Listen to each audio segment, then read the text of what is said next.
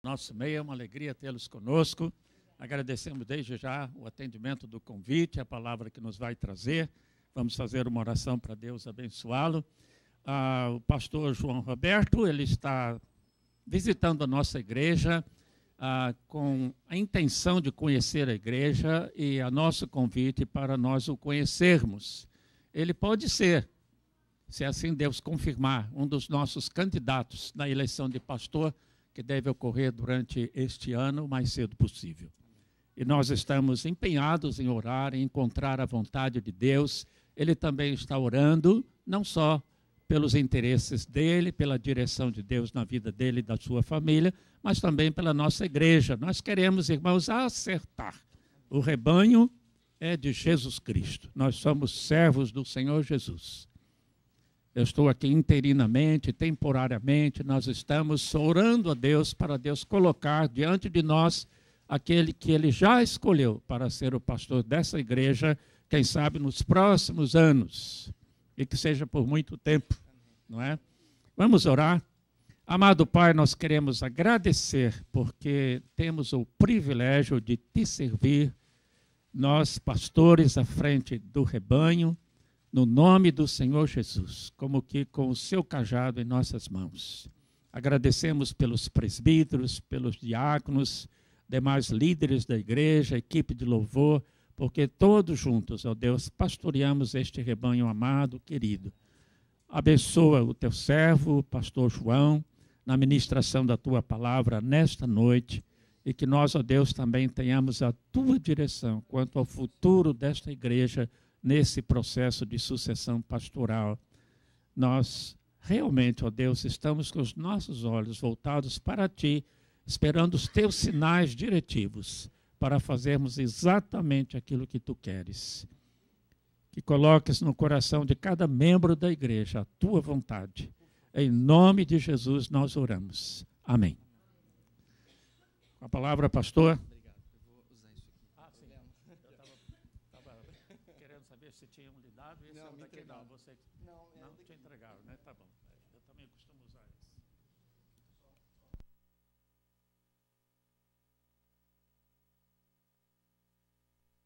Som, agora sim. Boa noite, irmãos. Dá uma boa noite direito, né? Boa noite, irmãos. É um privilégio estar aqui com vocês, poder participar essa noite aqui. Nosso coração também estava com grande expectativa em encontrá-los hoje, então nós estivemos orando em família por esse momento também, e como bem disse o pastor Heber, continuamos orando para que o Senhor nos dê um direcionamento, para que o Senhor nos dê um apontamento.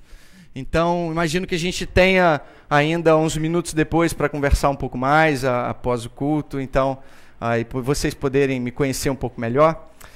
Mas hoje agradeço ao pastor Heber o contato, ao conselho dessa igreja também o contato.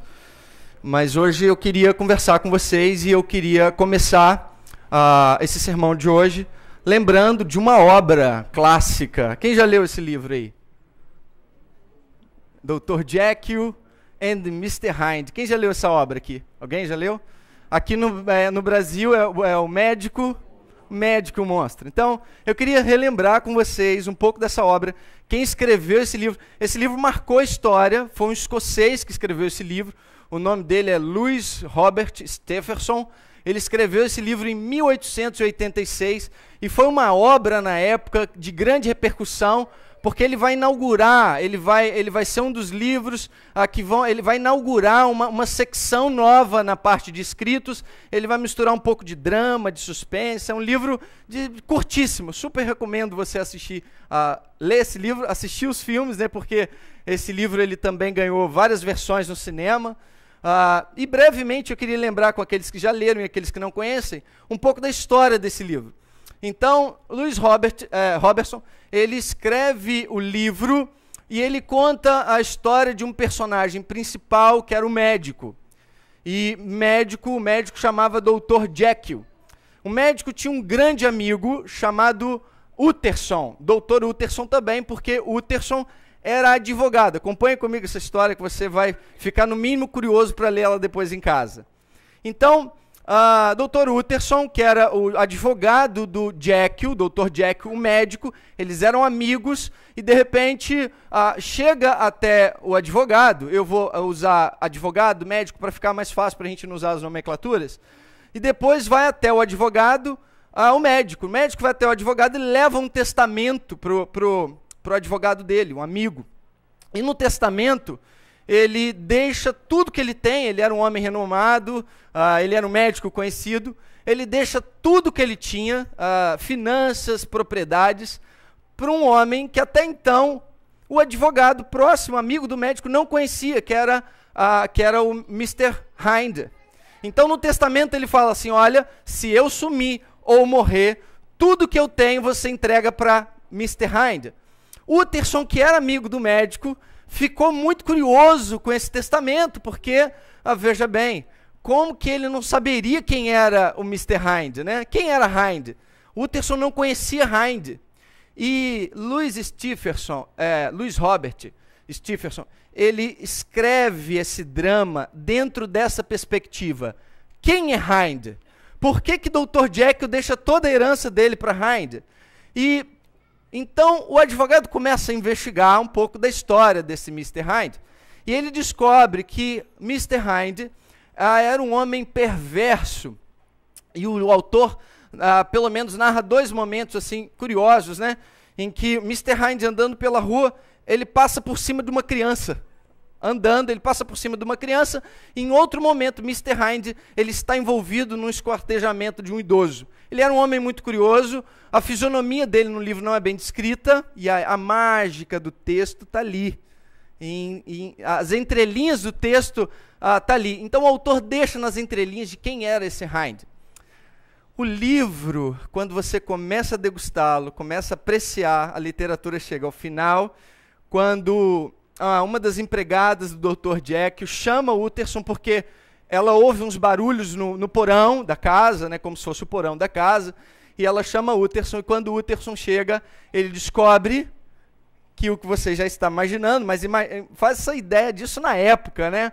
E no final do livro, ele descobre que Dr. Jekyll era o Mr. Hind. Eles eram a mesma pessoa. Então, a grande questão era que Dr. Jekyll era um homem bom, e ele gostava de ser um homem bom. Ele gostava de estar em evidência na sociedade. E para não correr o risco de decepcionar as pessoas, ele inventou uma solução mágica que pudesse deixar um lado ruim dele extravasar. Então, o que era o Mr. Hind? O Mr. Hind era uma estratégia do médico, o monstro era uma estratégia do médico em extravasar toda a maldade dele, para que quando ele retornasse a ser o Dr. Jekyll, o médico, ele pudesse manter as aparências, ele pudesse ser uma pessoa agradável. É uma estratégia muito... A solução que o médico encontra não é tão convencional a nós hoje, mas existem alguns pontos que a gente precisa entender sobre essa obra. É muito interessante, o autor não escreve isso, mas o livro ele deixa nas entrelinhas a necessidade e um autoexame do médico. Veja bem, que a história só faz sentido porque em algum momento da sua trajetória, o escritor não escreve, não faz menção disso, mas veja bem que em algum momento da sua trajetória, o médico precisa fazer uma reflexão sobre quem ele é. A ponto dele chegar à conclusão e dizer assim, olha, eu sou mau, eu sou bom, mas eu também sou mau. E a partir desse autoexame, dessa análise sobre quem ele é, e da sinceridade de descobrir e de se dizer como uma pessoa má, ele vai atrás da solução. Ele vai atrás de uma solução para a maldade do coração dele. Uma outra reflexão, a gente falou, é essa busca de solução, e ele é profundo na análise dele, né? Então você imagina que essa reflexão é muito profunda. Para o cara parar, o sujeito parar a vida, fazer uma análise das suas trajetórias, fazer uma análise das suas respostas, fazer uma análise de como ele tem lidado com o ambiente e chegar à conclusão e dizer o seguinte, eu sou uma pessoa má, eu preciso ter uma solução para isso. É extremamente profundo. O Dr. Jekyll confronta um homem moderno. Por que ele confronta o homem moderno? Porque o homem moderno, ele foge da verdade. Por que ele confronta o homem moderno? Uma obra tão antiga, por que ela nos confronta hoje? Porque ainda em 1886, e numa obra de ficção, o autor ele é capaz de dizer que existia um momento de autorreflexão sobre quem se é, sobre o que se está fazendo. E o grande contrassenso com a modernidade hoje, essa obra tão, de repente, tão atual, e vale a nossa leitura de novo, o grande contrassenso é de encontrar um homem moderno hoje, que não tem tempo para fazer autoanálise, que não tem tempo para fazer as próprias reflexões sobre quem que é, sobre o que eu faço, sobre as minhas respostas diante daquilo que me chega. Então, ele se nega o tempo todo. Esse homem moderno, ele não vai fazer reflexão de quem ele é, hora nenhuma, porque o grande objetivo dele é se negar. Ele não vai fazer reflexão sobre se ele tem tido atitudes más. Ele vai deixar a vida levar. Ele está ocupado com seus afazeres e ele não vai parar para fazer ele não vai parar, o homem moderno, ele não vai parar para fazer uma reflexão profunda sobre quem é. Esse livro, ele também é um contrassenso porque ele mostra como que nós, de maneira mais atual e abrangente, como nós somos rasos nas nossas reflexões. Enquanto o médico conseguiu ter ele conseguiu chegar no ponto e ter a criticidade, a crítica e dizer que é mal, o homem moderno, ele não vai em busca dessas análises sobre quem que é. Isso é muito importante, porque esse homem moderno, de que maneira ele vai fugir dessa reflexão? Eu consigo pensar em duas maneiras que ele vai fugir dessa reflexão. A primeira maneira que ele foge da reflexão sobre quem é e o que está fazendo aqui, e sobre como ele tem conduzido a própria vida, o homem moderno, a primeira reflexão que ele vai fazer, o primeiro engano que ele vai ter, é criar modelos próprios. Então, veja bem, vê se você entende onde eu quero chegar. Por que o homem moderno não diz que é mal? E ainda um autor, há mais de 100 anos atrás, já dizia isso para a humanidade. E não só ele. Freud também disse isso para a humanidade. Disse isso para nós quando ele falou que a sociedade não consegue viver em liberdade. Sabe por que Freud disse que a sociedade não consegue viver em liberdade? Porque nós temos dificuldade de dominar os nossos desejos. Freud vai dizer que a sociedade sem regras, sem lei, é utópico. E sabe por que ele diz que é utópico? Ele não dá nome para isso. Eu consigo dar um nome para isso. A Bíblia consegue dar um nome para isso. Mas você sabe por que ele vai dizer, ele vai falar da utopia de se viver uma real liberdade? Porque ele vai dizer no livro dele assim, que o homem tem desejos. E que uma hora os meus desejos vão de encontro aos seus desejos, e se nós não tivéssemos leis para regir a nossa sociedade, não seria possível viver em sociedade. A reflexão que eu quero te levar a fazer nesse primeiro momento é essa crise da busca do eu que o homem moderno vive. Ele cria modelos para ele, para conseguir confortar a crise da própria maldade. Ele vai se julgar bom. Você vai procurar o teu amigo, o teu colega de trabalho, qualquer pessoa, e você vai perguntar se ele se considera uma pessoa boa, e 99% das vezes ele vai falar assim, eu sou bom. E sabe por que ele é capaz de dizer que ele é bom?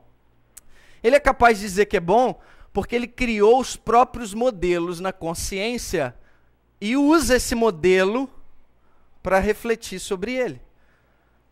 Só que nenhum desses modelos que o homem moderno usa não muda o fato dele ser pecador.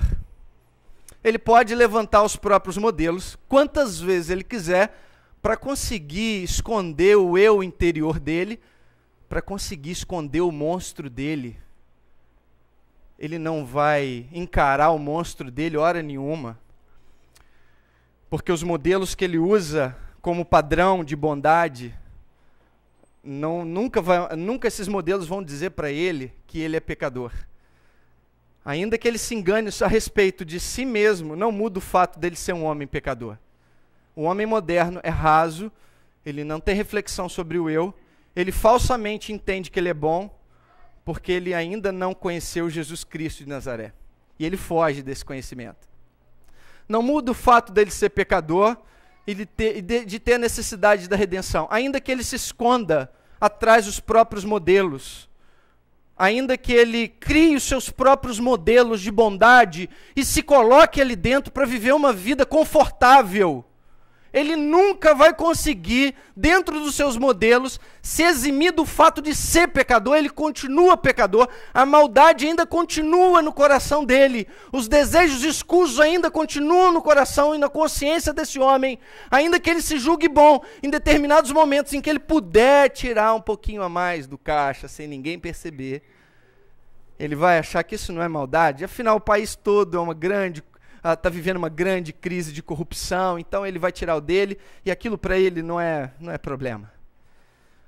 A necessidade de redenção leva a gente para um único lugar, que é a cruz de Cristo.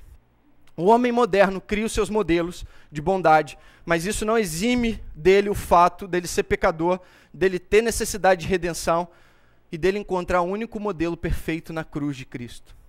A cruz de Cristo confronta o homem moderno.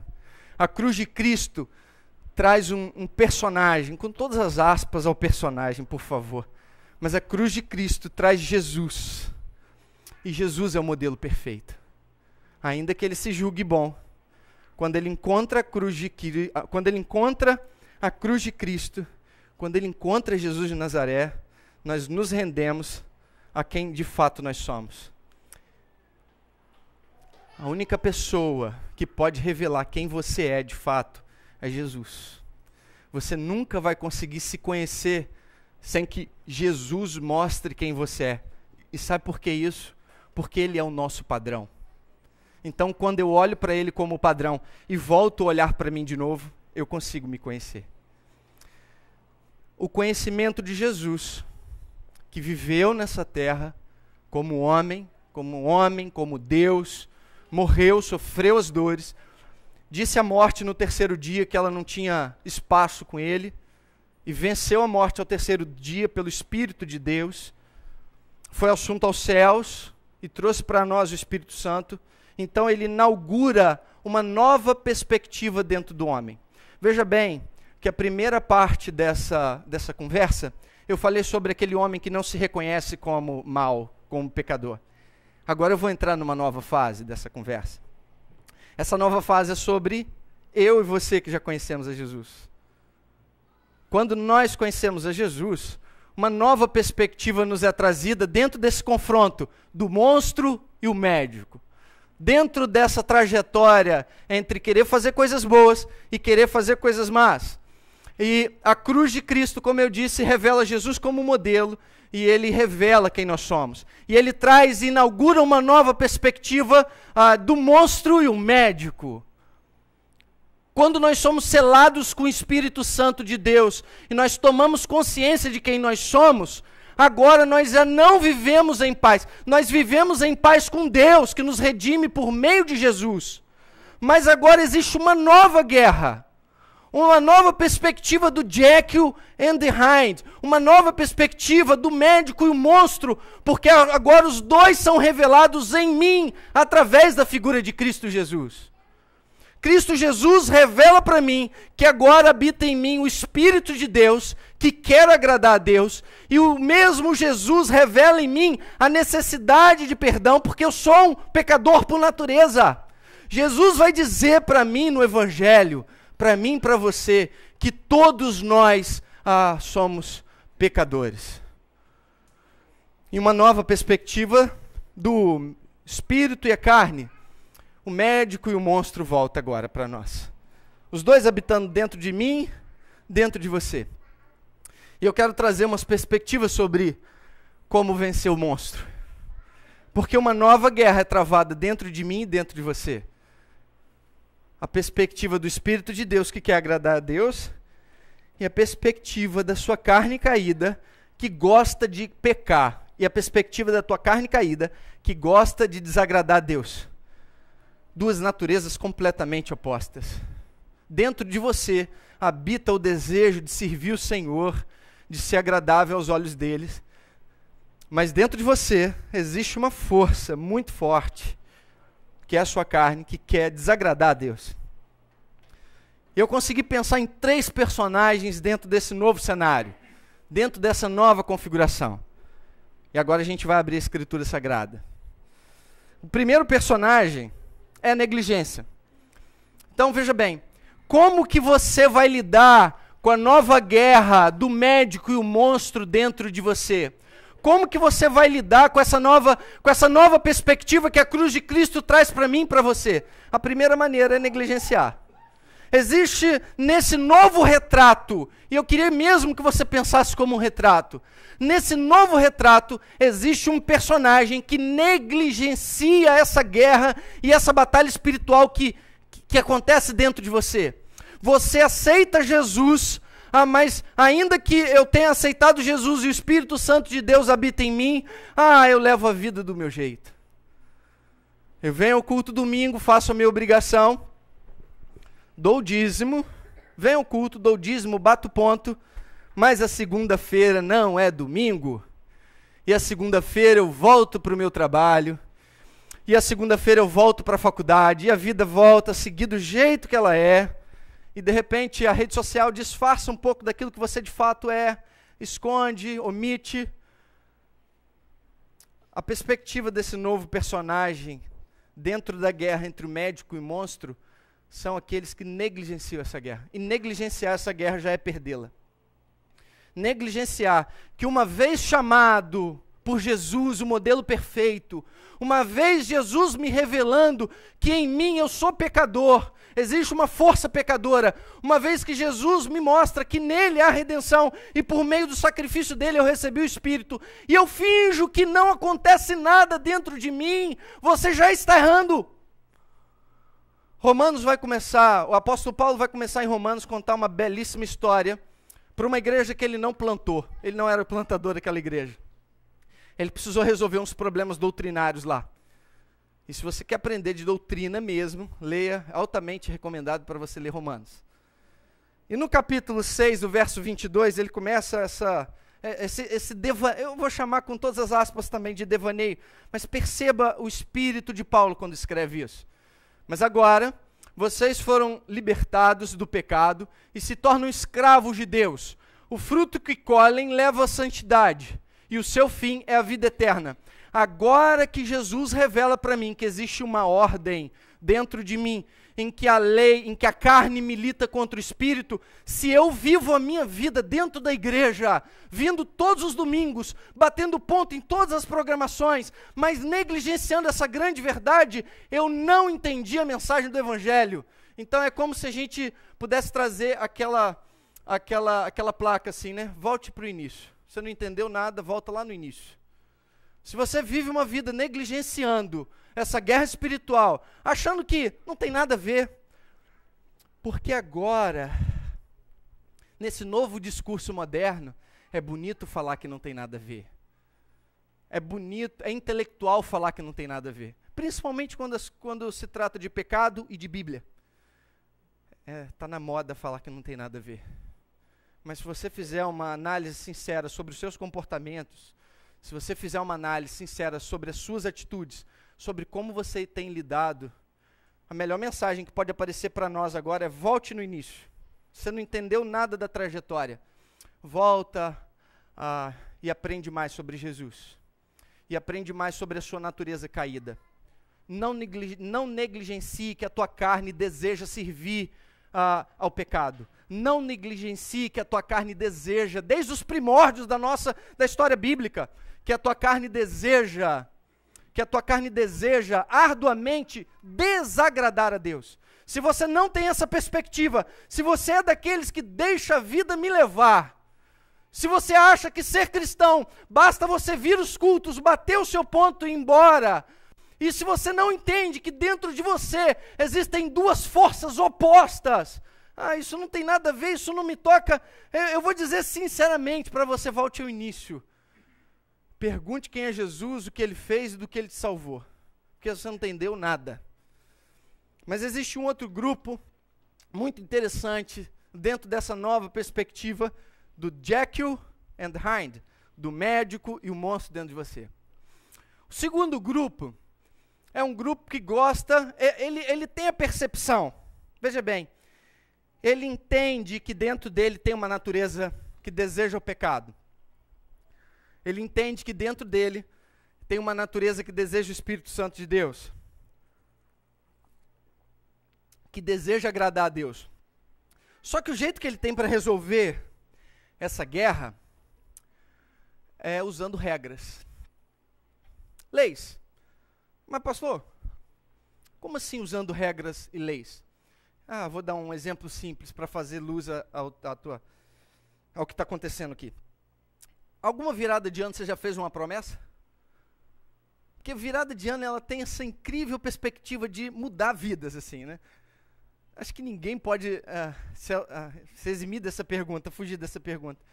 Toda virada de ano a gente faz aquelas promessas, de repente a gente não fala, mas a gente fica esse ano eu quero que o meu time de futebol ganhe. Essa é mais difícil, né? Ainda mais quando se trata do meu em questão, que é o Vasco. Nós estamos perdidos, irmãos. Uma tristeza atrás da outra. Mas olha só, eu sou consciente do monstro.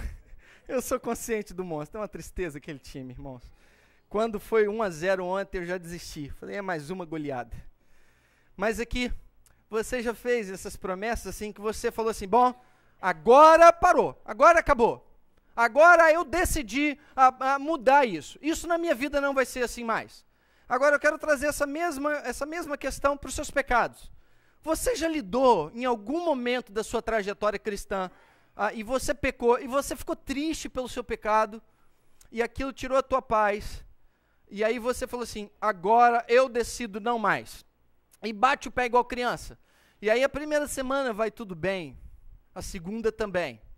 Mas na terceira você volta na mesma coisa. E aquilo causa uma dor, porque o Espírito Santo habita em nós, e graças a Deus por isso. Mas veja bem que você lida com o seu monstro, dando regras para eles. Imagina só o médico dando regras para o monstro. Isso nunca ia dar certo. E na verdade não deu. O autor do livro fala que chega um determinado momento da história que o médico perde o controle do monstro. O monstro começa a vir sem o médico conseguir mais. Veja bem, que todas as vezes que você tenta lidar com o seu pecado, com o seu monstro, dando regras para eles, essas regras vão ser quebradas por você mesmo e vai causar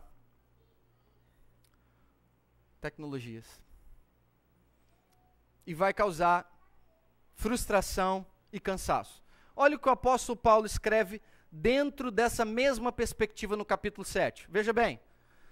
Sei que nada de bom habita em mim, isto é, em minha carne, porque tenho o desejo de fazer o que é bom. Então ele deseja ardentemente fazer o que é bom, mas não consegue fazer, pois o que faço não é bem que desejo, mas o mal que não quero fazer, esse eu continuo fazendo. Aqui o apóstolo Paulo, ele que tem grande experiência com obedecer regras e leis, ele traz para nós o seguinte: todas as vezes que eu estabeleço uma regra para mim, que é fazer o bem, o que ele está falando é isso. Ele estabeleceu uma regra para o corpo dele. Qual é a regra que o apóstolo Paulo estabelece para o corpo dele? Eu decido fazer o bem. E todas as vezes em que ele estabelece uma regra para o corpo dele, para fazer o bem, ou mesmo estabelece uma regra para não fazer o mal, ele quebra. Ele diz assim, olha, eu estabeleço regras para fazer o bem e não consigo. Eu estabeleço regras para não fazer o mal e não consigo. Isso é muito simples, irmãos. A regra não vai mudar o seu interior. As leis não mudam o seu interior. As regras e leis, elas têm uma ação periférica em você. O seu interior, o monstro ainda continua lá, e na primeira oportunidade, ele vai sair para quebrar essas regras e essas leis. Há uma perspectiva aqui muito interessante quando se trata da igreja. A igreja não serve para estabelecer regras de conduta para a sua vida. A igreja não está aqui para... Vamos colar aqui nesse mural aqui atrás, as regras para você fazer parte da Libertas. Todas as vezes em que a gente tentou lidar com regras, a gente deu errado.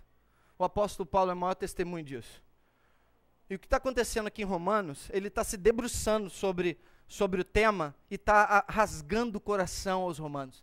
Ele está dizendo o seguinte, olha, todas as vezes em que eu tentei cumprir regras para agradar a Deus, todas as vezes em que eu cumpri os mandamentos, achando que estava agradando a Deus, e, na verdade, aquilo não fazia luz ao que deveria fazer, ao que de fato Deus queria do meu coração. Todas as vezes em que a gente cria regras para tentar mudar o monstro ou controlar o monstro, vai levar você a um cansaço e a um legalismo espiritual. E uma parte aqui no legalismo é muito interessante também, porque o cara que tenta lidar com monstro, com regra, o cara que estabelece as próprias regras, não, eu não faço isso, eu não faço aquilo, eu não, estabelece as próprias regras sobre tentando limitar o seu monstro, tentando domar o seu monstro, mas tentando domar ele com regras. Esse cara, via de regra, ele vai estabelecer as mesmas leis para o próximo. Você entende o que eu falo?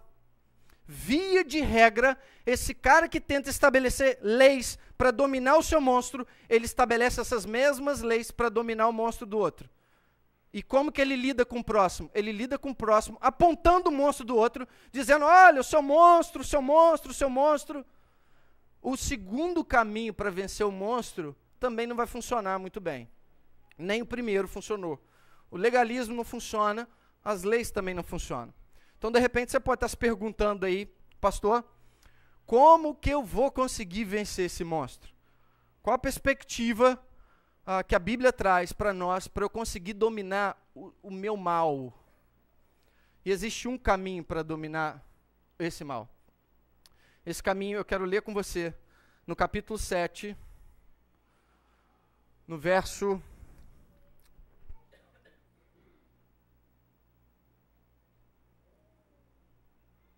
Agora foi. Capítulo 7, verso 21 ao 23. Então, veja bem, entenda o apóstolo Paulo se rasgando sobre o assunto. Ele está falando dele ali, tá? Então, olha só. Assim, encontro esta lei que atua em mim. Então, ele chega àquela conclusão. Quando eu estabeleço regras para fazer o que é bom, eu não consigo. E quando eu estabeleço regras para não fazer o que é mal, eu também não consigo. Então, diante disso, qual é a conclusão que eu chego? Eu chego à seguinte conclusão. Eu encontro uma lei. E é muito interessante quando ele fala encontro ali, a palavra no grego lembra eureka. Assim, é como que ele descobriu o que é o negócio. Eu encontro uma lei. Quando eu quero fazer o bem, o mal está junto de mim. Olha a regra que ele encontra. Quando eu quero fazer o bem, o mal está junto comigo. Pois, no íntimo do meu ser, tenho prazer na lei de Deus. Mas vejo, então ele fala assim, eu quero agradar a Deus, mas eu percebo uma outra coisa. Eu vejo uma outra lei atuando junto com essa lei aí de agradar a Deus. A outra lei domina o meu corpo, está nos meus membros, e ela guerreia. Essa lei fica guerreando. A minha mente e o meu corpo, eles tornam-se prisioneiros dessa lei do pecado que atua nos meus membros. A conclusão que o apóstolo Paulo chega aqui, irmãos, é dizer o seguinte, olha, eu não consigo estabelecer regras para dominar o meu monstro. Mas olha só que bonito que acontece no verso 24. Quando ele chega a essa conclusão, ele percebe que não é ele fazendo alguma coisa. Porque todas as vezes que ele tentou, por ele mesmo, levantar regras, ele se deu mal. E aí ele chega a uma grande conclusão, e linda. Miserável homem que sou. Qual a conclusão que eu chego? Eu tento fazer bom, não dá, eu sou um homem miserável. Quem me libertará do corpo sujeito a esta morte? Quem vai me livrar do corpo dessa perdição, em outras traduções? A conclusão que ele chega é de que ele é um homem miserável. Essa palavra miserável no grego, ela é fantástica. Ela talaiporos, que chama no grego a palavra. Essa palavra, talaiporos, nas tragédias gregas, elas eram usadas dentro dos teatros gregos para mostrar um homem com muito... A ideia da palavra era um homem que trabalhou muito, muito, muito, muito e se cansou. E não conseguiu resolver o problema. A ideia do talaiporos no grego é um homem que tentou trabalhar, ele tentou fazer. E uma tradução mais literal é andar com calos. É um homem que está calejado de tanto que ele trabalhou para tentar fazer o que é bom. A conclusão que o apóstolo Paulo chega no verso 24 é dizer o seguinte, eu não consigo de mim mesmo. Irmãos, eu não posso deixar de falar isso, mas isso aqui atinge em cheio o homem moderno que se acha autossuficiente. Que ele acha que ele mesmo vai resolver todos os problemas. Em algum momento da vida dele, ele vai se ver, ou em vários momentos, ele vai se ver cansado de trabalhar e não mudar. E mais, esse versículo aponta para uma solução. Desgraçado, esgotado pelo trabalho duro. Ele vai nos levar em Mateus capítulo 5, verso 3. Jesus, no Sermão do Monte. Um sermão extremamente marcante para o ministério de Jesus. Ele faz um confronto direto no Sermão do Monte. E no Sermão do Monte ele fala assim: bem-aventurados os pobres de espírito, porque deles é o reino dos céus. Um estudo um pouco mais profundo nesse bem-aventurado, pobre. A ideia do pobre ali é um pobre, tão pobre, tão pobre, tão pobre, que ele não consegue prover o sustento para ele mesmo de maneira alguma. A palavra também é miserável em outras traduções. A bem-aventurança que Jesus ensina ali, bem-aventurado o pobre de espírito, bem-aventurado aquele que não vê mais nele mesmo o que fazer para se suster. Bem-aventurado aquele que olha para si e se reconhece pobre, pobre, pobre, tão miserável que ele não sabe o que vai comer. Esse homem bem-aventurado é exatamente aqueles a quem Deus procura, porque esse homem bem-aventurado, ele já se desfez de todo o ego dele. Ele já não tem mais nada dentro dele que tenha valor, e esse homem pobre, esgotado, sem saber o que vai comer daqui uma hora, é esse a quem Deus fala, esse vai habitar no reino dos céus, porque esse vai reconhecer suficiência, não nele mais, mas ele vai reconhecer suficiência em Cristo Jesus. Miserável homem que sou. A resposta dele continua no versículo 25. Então, quando ele faz esse desabafo, irmãos, lê essa passagem como um desabafo de Paulo. Quando ele faz esse desabafo, ele chega no 25 com essa linda conclusão. Tem uma lei dentro do meu corpo que não me impede de fazer mal. E todas as vezes que eu estabeleço regras para fazer o bem, eu não faço. Aí ele fala assim: eu sou miserável. Quem vai me livrar de mim mesmo? Quem é que vai me livrar do monstro que habita em mim? A resposta no 25. Graças a Deus por Jesus nosso Senhor. A resposta que a palavra de Deus traz para nós essa noite sobre o monstro que habita em você não está nas regras que você estabelece para mudar. Todas as vezes que você tentar mudar por você mesmo, vai dar errado, vai levar cansaço, vai levar esgotamento, vai levar legalismo. Mas simplesmente quando você se lança confiadamente no evangelho da graça do nosso Senhor Jesus, a ideia aqui, irmãos, é quando você faz uma oração sincera e diz: Deus, já não há nada mais em mim que eu consiga fazer. Tudo que eu pude fazer eu fiz, Senhor. Eu estou esgotado. E agora eu me lanço nos braços da tua graça, Senhor. Só o Senhor pode dar jeito em mim mesmo. Eu sou mentiroso. Adoro contar mentira. E toda segunda-feira que eu levanto e falo: essa semana eu não conto mentira. Ah, Senhor, eu não consigo, porque em mim habita uma lei que gosta de quebrar as tuas leis. E simplesmente no fato quando você ora e chora, e você sabe do que eu estou falando, que você já não suporta mais o seu pecado. É nessa hora que o evangelho vai transformar a sua vida. Porque o próprio apóstolo Paulo já afirmou em outros momentos que o evangelho é transformador.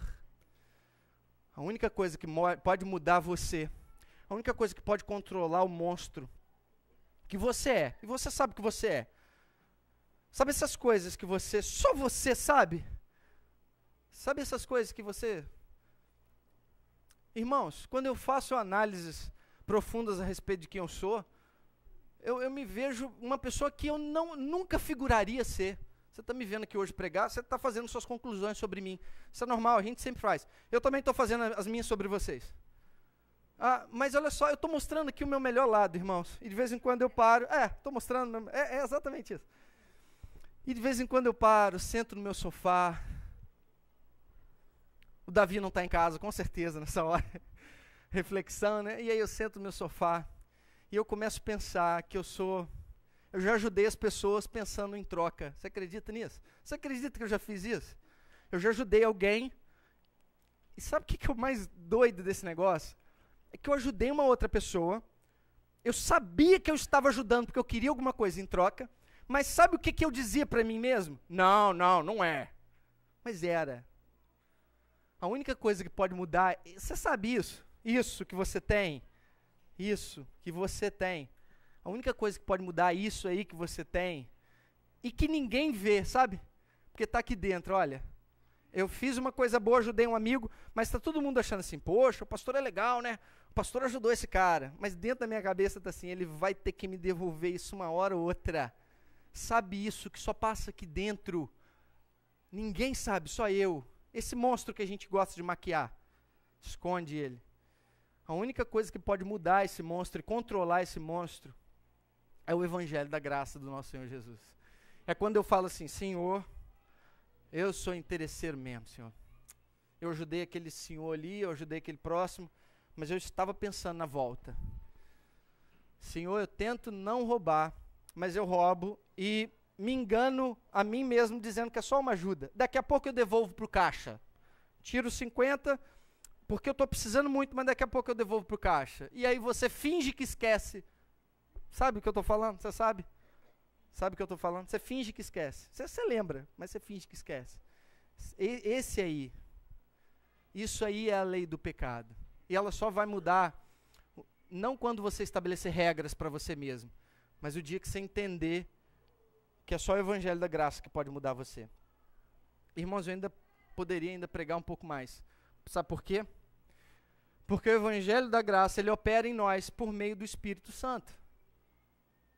Porque veja bem, se eu tenho um confronto dentro de mim, que é carne e espírito, como vencer a carne? Fortificando quem? O espírito. A palavra, o apóstolo Paulo em outros momentos vai dizer isso. Não vos embriagueis com vinho, mas ele não está falando de vinho ali. Aquele versículo ele não está falando de bebida alcoólica. Mas o principal objetivo dele ali é falar no enchimento. Ele está falando assim, olha, vocês ficam usando vinho, mas veja bem, existe uma coisa que é muito melhor. Existe uma alegria muito superior. E ele fala assim, enchei-vos do Espírito Santo de Deus. O único jeito que a gente tem para vencer o Hind, para vencer o monstro, é nos lançar o evangelho da graça e buscar diariamente o enchimento do Espírito Santo de Deus. E aqui é um ponto que a gente poderia ainda estender mais, porque que negligência nós temos tido com ele. Só para você dar um exemplo rápido. Irmãos, eu gosto disso aqui, tá? Se deixar eu fico, hein? Só para te dar um exemplo rápido. Assim, ó. Você não admite isso. Mas também você já fez escala de poderes. Como assim escala de poderes? Primeiro o chefão é quem? Da Trindade. Fala aí para mim. Quem que é o chefão da Trindade, gente? O soberano, o Pai. Isso, Deusão, chefe. E depois, com um pouquinho menos de poder, quem? Jesus. E em terceiro lugar, de vez em quando a gente lembra dele. Você sabe o que a Escritura diz para mim e para você? Que os três são iguais em poder. Deus Pai não tem mais poder que o Deus Espírito. O Deus Pai tem o mesmo poder que o Deus Filho, que tem o mesmo poder que o Deus Espírito, e dentro da Trindade eles se exaltam. Eles exaltam ao outro. O Espírito exalta ao Pai e exalta ao Filho. O Filho exalta ao Pai e exalta o Espírito. O Pai exalta o Filho e exalta o Espírito. Os três são iguais em poder. Mas por que então que a gente leva a nossa vida espiritual dando uma ênfase grande ao Pai? Isso não há problema, irmãos. Mas também lembrando do sacrifício de Cristo, isso também não há problema. Mas negligenciando completamente a atuação do Espírito Santo de Deus hoje. A palavra de Deus diz para mim e para você que os discípulos só conseguiram fazer alguma coisa do que você entende de propagação do Evangelho depois que aconteceu o Pentecostes. Antes eles eram uns grandes medrosos. E Jesus fala assim, vai para lá, fica reunido e não sai de lá, porque eu sei que vocês sozinhos não vão conseguir. Olha a ordem de Jesus. Vai para lá, fica lá, até que do céu seja derramado sobre vocês o Espírito. Porque se vocês forem agora sem o Espírito, não vai dar em nada. Vocês são medrosos, já demonstraram isso para mim várias vezes. E eles vão para aquele lugar vão para aquela casa. E o Espírito desce sobre eles. E agora nós temos um Pedro que não teme mais a morte. Morrer para Pedro não era nada. Ele vai pregar o evangelho da graça do Senhor Jesus e da ressurreição aos mesmos homens que mataram Jesus. Os outros discípulos a mesma coisa. Eles saem propagando o evangelho. Ah, mas vocês estão matando cristãos. Ah, matando nada, eu vou sair pregando o evangelho. Eles perdem o temor dessa vida terrena. Porque o Espírito Santo de Deus dá a ele o consolo de uma vida que é eterna. O Hind não vai sair de você enquanto você estiver aqui. Mas o Espírito Santo de Deus dentro de você vai te ajudar a ser melhor aqui para o próximo. O Espírito Santo dentro de você vai te trazer esperança de que ele é só o selo da promessa. O selo da promessa de quê, pastor? O selo da promessa de uma vida que não é aqui, que é uma vida eterna. Então, irmãos,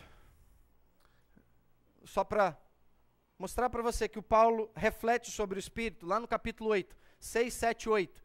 Pois se vocês viverem de acordo com a carne, vocês morrerão. Olha o que ele diz. Mas se pelo Espírito fizerem morrer os atos do corpo, viverão. Porque todos os que são guiados pelo Espírito Santo de Deus, pelo Espírito de Deus, são filhos de Deus. Eu quero deixar 3 perguntas para você essa noite. Você já buscou se conhecer em Cristo Jesus? Você já pediu Jesus para revelar quem você é?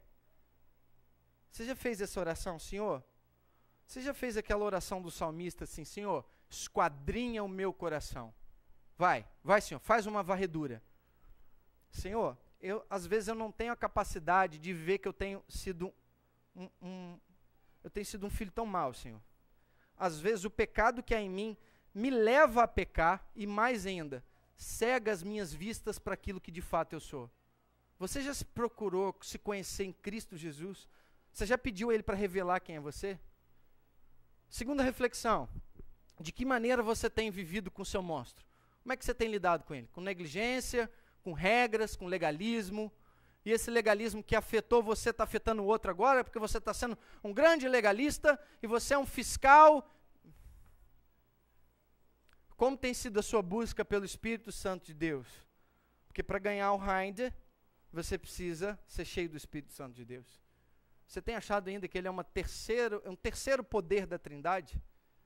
O Espírito Santo de Deus, irmãos, e eu quero fechar com isso. O Espírito Santo de Deus é o próprio Deus habitando em você. Você já pensou sobre isso? O Espírito Santo de Deus é o próprio Deus Pai. Tem a mesma natureza que o Deus Pai, só que agora ele está dentro de você. Queria orar pela sua vida, queria que você pudesse ficar de pé, assim. Um momento que você... Som. Queria convidar a equipe de louvor.